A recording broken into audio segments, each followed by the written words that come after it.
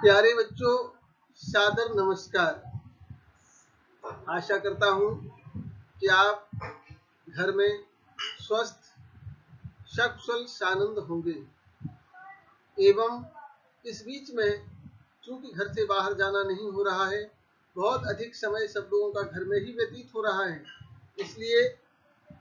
बहुत अधिक समय का सदुपयोग करते हुए पढ़ाई लिखाई की व्यवस्था, इस समय को हम अपने समय को सदुपयोग के रूप में पढ़ाई के रूप में लगा सकें, इसलिए कुछ व्यवस्था इस तरह की बनाई गई है कि ये वैश्विक महामारी के चलते ये लंबे समय तक चलने वाला है। इसलिए हमारा और आपका क्लासरूम में मिलना संभव नहीं हो रहा है, जिससे हम सीधे सीधे आप हमसे या हम आपसे सीधे मिल सकें, पढ़ा सकें या आप पढ़ सकें। इसलिए साथ साथ आपकी पढ़ाई का नुकसान भी ना हो,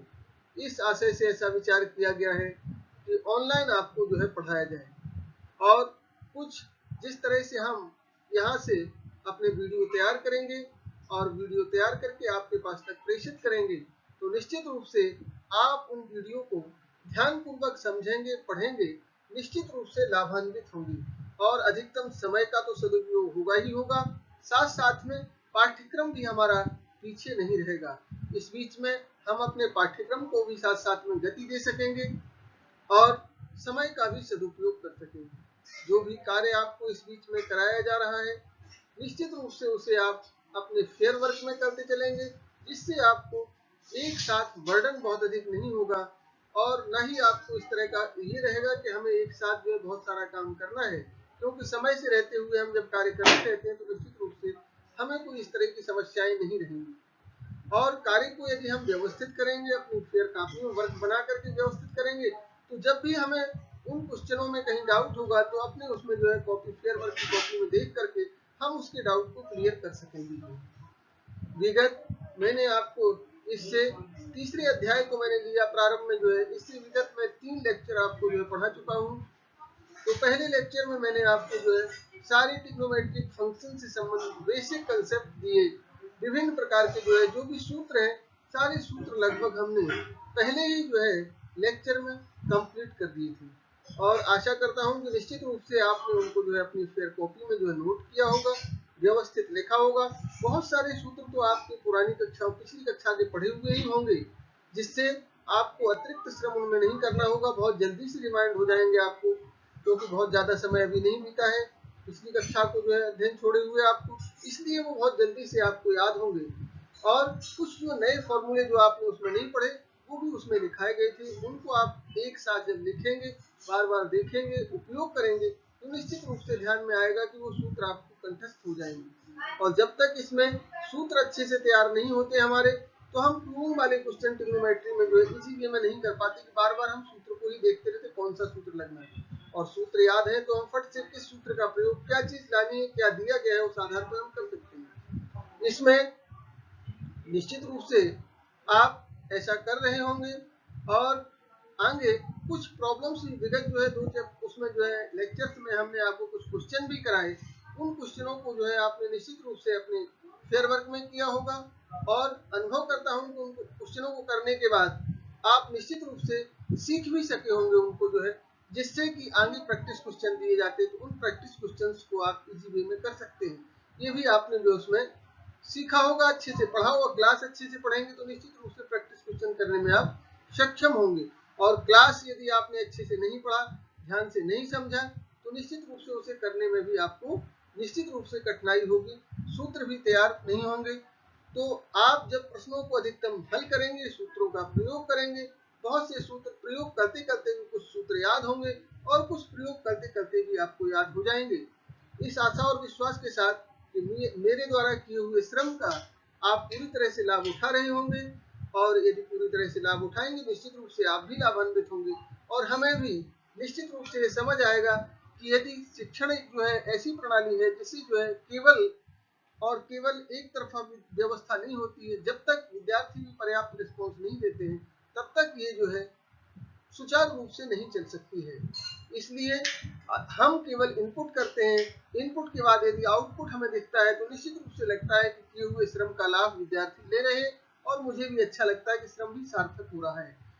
सुरक्षित रहिए, आनंद रहिए, घर में रहिए और इस कार्य को व्यवस्थित क्लास को आज की को मैं स्टार्ट करता हूँ। धन्यवाद। क्लास का क्वेश्चन नंबर 1 बच्चों ध्यान से समझिए। क्वेश्चन नंबर 1 जिसको आप समझ रहे होंगे आपकी स्क्रीन पर है। प्रूफ दैट, जहां लिखा हुआ है proof that 3 tan square 45 degree minus sine square 60 degree minus 1/2 cot square 30 degree plus 1/8 sec square 45 degree equal to 1। हम जानते हैं, सिद्ध करना है हमें 3 tan square divide minus sine square 60 minus 1/2 cot square 30 degree plus 1/8 cosec square 45 degree बराबर 1। एक यहाँ हल के रूप में, सॉल्यूशन में हल देखें। हम जानते हैं, वी नो दैट, हम जानते हैं कि tan 45 की वैल्यू जो है 1 होती है, sin 60 की वैल्यू जो है √3/2 होती है और cot 30 डिग्री की वैल्यू √3 और sec 45 डिग्री की वैल्यू जो है √2 होती है। टेकिंग LHS, बायां पक्ष लिया हमने, बाएं पक्ष में हमारे पास ये लिया, दायां पक्ष 1 है तो बायां पक्ष लेकर के हम इन मानों को प्रतिस्थापित करते हैं। बाएं पक्ष को लिखा हमने 3 tan स्क्वायर 45 डिग्री माइनस का जो है sin square 60 degree minus 1/2 cot square 30 degree plus 1/8 sec square 45 degree. अब हम इन मानों को रखते हैं। tan 45 की वैल्यू 1 तो 3 इंटू जो है 1 का स्क्वायर माइनस sin 60 की वैल्यू जो है √3/2 तो इसका sin स्क्वायर 60 है तो √3/2 का उसका whole square minus 1/2 cot square 30, cot 30 की वैल्यू √3 है, स्क्वायर लगा है तो √3 का स्क्वायर हो गया प्लस 1/8 और sec 45 की वैल्यू जो है √2 होती है तो स्क्वायर लगा हुआ है, sec स्क्वायर 45 है तो √2 का होल स्क्वायर हो गया। और हम देखें इसमें, अब इनको हम हल करते हैं आगे, इज इक्वल टू 3 इंटू जो 1 का स्क्वायर 1, 3 इंटू 1 माइनस 3 जो है 4 √3 का स्क्वायर 3, 2 का स्क्वायर 4 √3/4 माइनस का 1/2 इंटू √3 का स्क्वायर 3 प्लस 1/8 और √2 का स्क्वायर 2। आगे हमने जो है एलसीएम लिया, इज इक्वल टू एलसीएम में हमारे पास 8 आया, 3/1 माइनस 3/4 माइनस 3/2 प्लस यहाँ 2/8 इज इक्वल टू, अब एलसीएम के बाद हमने जो है यहाँ लिखा 24 माइनस का 6 माइनस 12 प्लस 2/8, सबको ऐड किया, समराइज किया, 26 minus 18/8 is equal to 8/8, 8/8 is equal to 1 is equal to RHS। तो हमने LHS लिया था और दायां पक्ष हमने RHS दायां पक्ष प्राप्त हो गया, बायां पक्ष लेके हम चले थे और दायां पक्ष को प्राप्त कर लिया, यही सिद्ध करना था।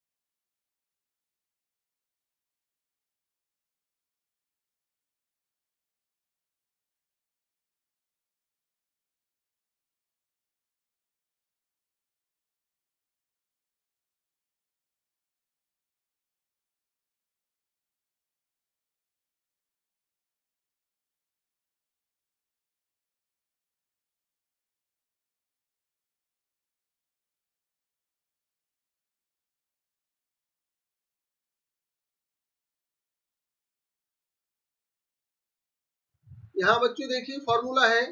साइन ए प्लस बी और sign A minus B, cos A plus B, cos A minus B, ten A plus B, ten A minus B के सूत्रों को लिखना, ज्ञात करना, कैसे ज्ञात करते हैं। तो हमने यहाँ ट्रिग्नोमेट्रिक जो है फंक्शन ऑफ सम जो है एंड डिफरेंस ऑफ जो है टू एंगल्स, दो कोणों के योग और अंतर के रूप में उसका मान ज्ञात करना है। लेट दी जो है लाइन ओसी भी जो है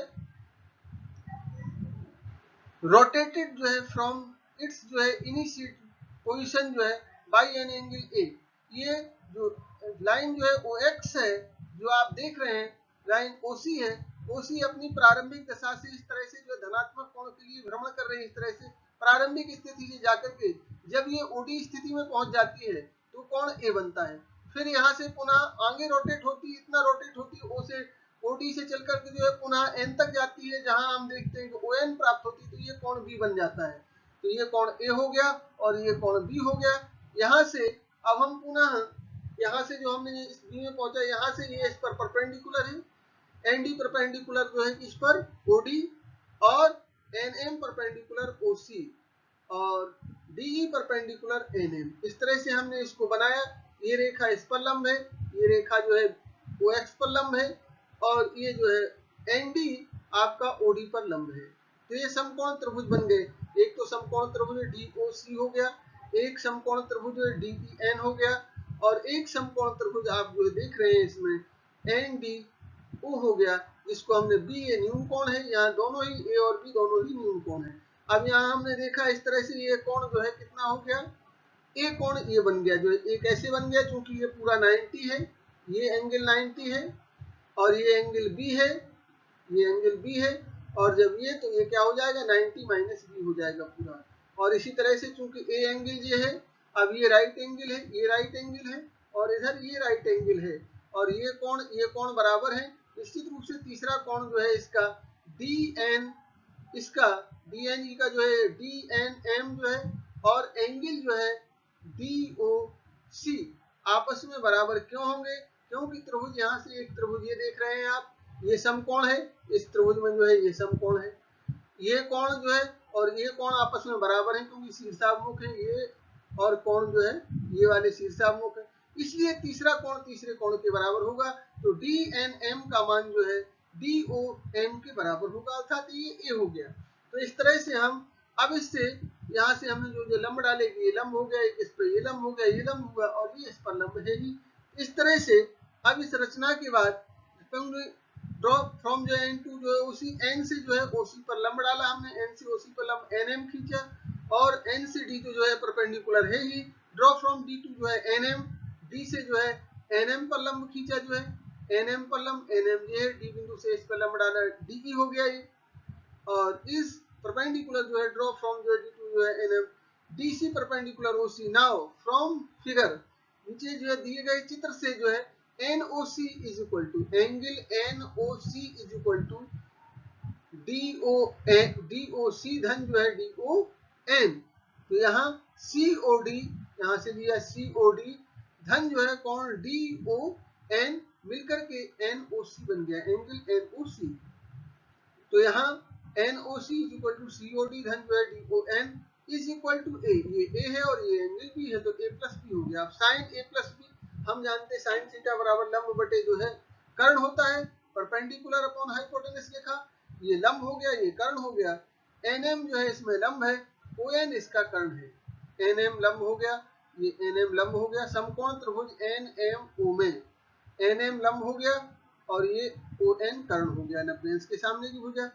तो एनएम अपॉन जो है ON sine A plus B बराबर। हाँ बच्चों ध्यान से समझिए, अब हमने उसको जो यहाँ दिया गया था एन एम को जो है हमने लिखा N E plus E M बटे ओ एन। चूंकि एन एम बराबर N E plus E M लिखा हुआ है तो इसमें हमने इसको इस तरह से दो भागों में तोड़ करके लिख दिया, क्योंकि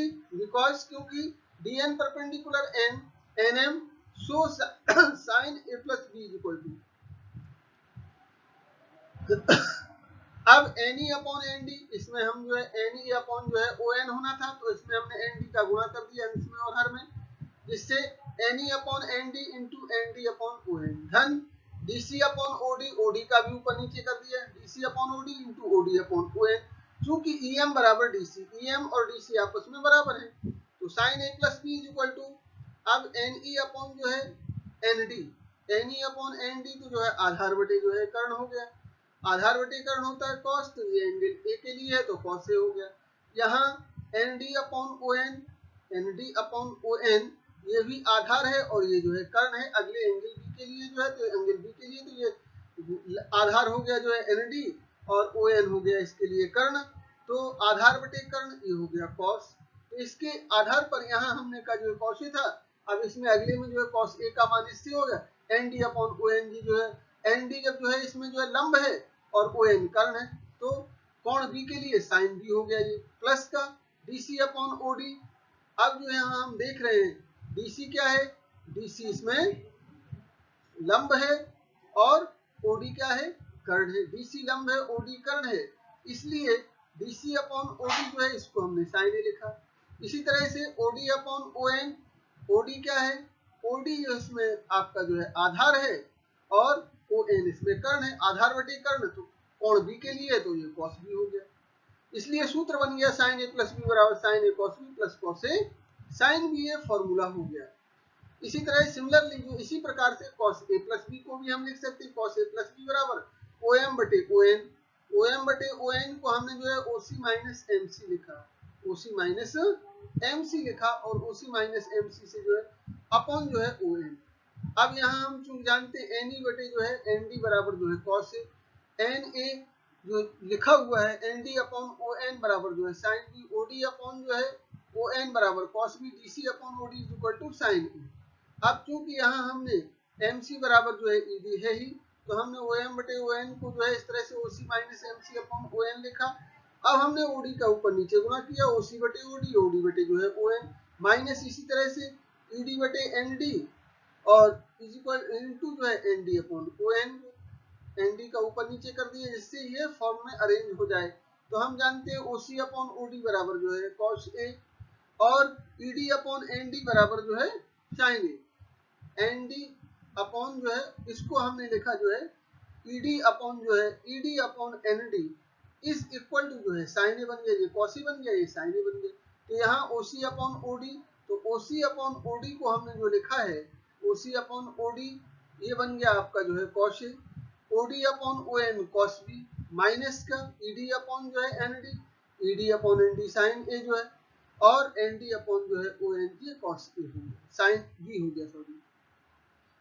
ND upon OD, ND upon जो है OD, ND अपॉन जो है OD दिया गया, तो ये हो गया आपका साइन B। ND अपॉन जो है ON लिखा था, ये साइन B के बराबर है, तो यहाँ हमने साइन B लिखा और इसलिए cos A प्लस बी बराबर जो है सूत्र बन गया cos A cos B minus sine A sine B। इस तरह से हम इस सूत्र को साइन A प्लस बी और cos A प्लस बी दो के सूत्र हमने यहाँ इस तरह से सीख। हाँ बच्चों देखिए, हमने replacing minus B for B we get, हमने माइनस बी को जो है बी के स्थान पर माइनस बी रखते हैं और फिर हमें माइनस बी रखने से बी के स्थान पर माइनस बी रख करके हम sign A minus B, B लिखा था वहां माइनस बी लिख दिया, तो ये बन गया सूत्र साइन ए प्लस बी से साइन ए माइनस बी बराबर। अब जहां जहां बी कौन होगा माइनस बी कर देंगे, sign A cos B minus cos A sine B, चूंकि साइन माइनस बी बराबर माइनस साइन बी जो है,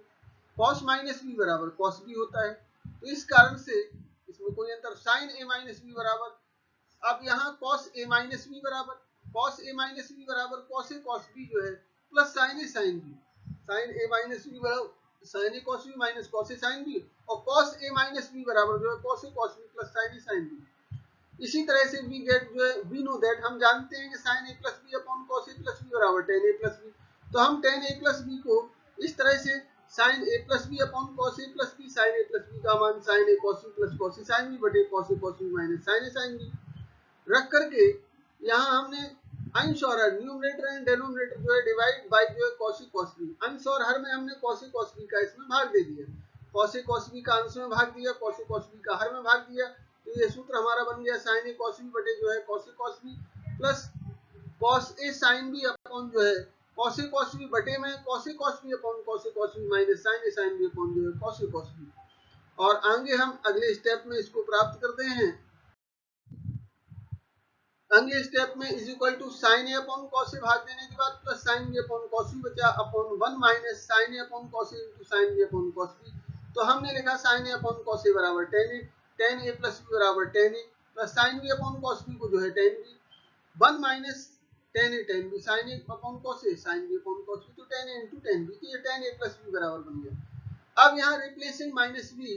फॉर जो है बी के स्थान पर ऋण बी रखने पर जो है इन एवं फॉर्मूला उपयुक्त फार्मूले में हमने जो है बी के स्थान पर माइनस बी रखा तो हमें क्या मिला टेन ए प्लस बी की जगह टेन ए बी की जगह माइनस बी रखा तो टेन ए माइनस बी बन गया। बराबर में यहाँ बी की जगह माइनस बी रखेंगे हम तो यहाँ टेन ए। अब हम जानते हैं टेन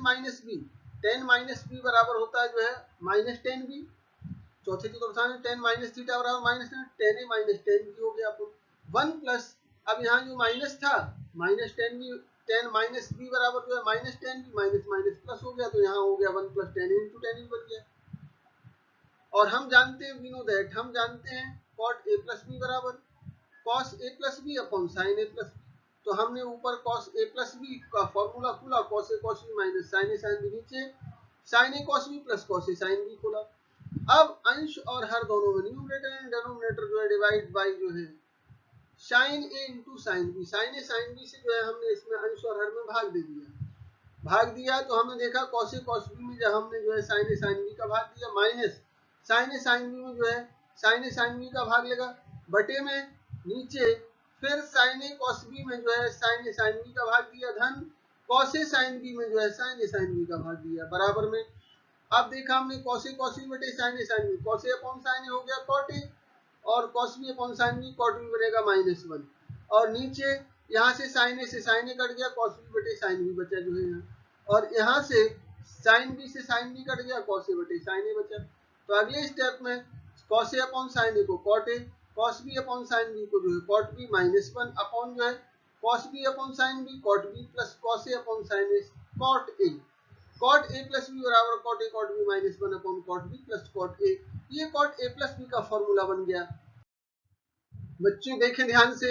हमने replacing minus B for B के स्थान पर ऋण बी रखा और कॉट ए प्लस बी में जो है हमने जो है ए प्लस बी था बराबर जो है ये लिखा हुआ है इस जगह पे माइनस बी रखा हमने तो बी के स्थान पर माइनस बी रखा तो हमने क्या प्राप्त किया कॉट ए माइनस बी और जहां बी था minus B cot minus theta बराबर माइनस कॉट थीटा हो जाता है और यहाँ माइनस कॉट भी हो गया कॉट ए यहाँ माइनस वन था ही था तो माइनस माइनस कॉमन ले लेंगे यहाँ से नीचे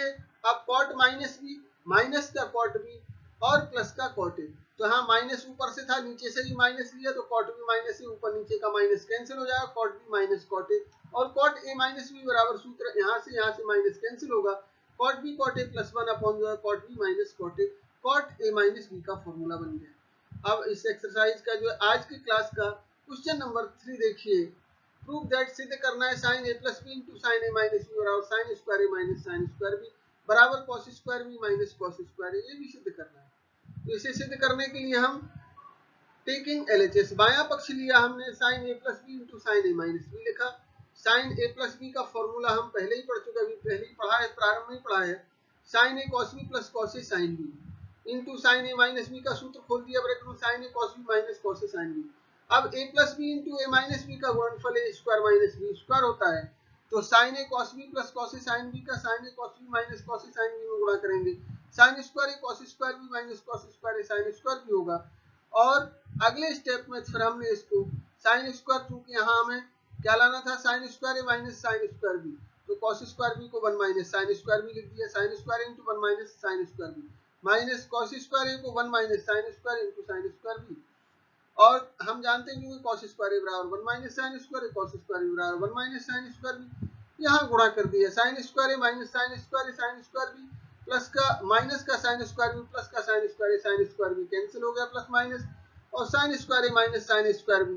यही हमें सिद्ध करना था। अब पुनः चूंकि दूसरा cos square B minus cos square A भी सिद्ध करना है तो sin स्क्वायर ए बराबर 1 माइनस cos स्क्वायर रख दो और cos स्क्वायर ए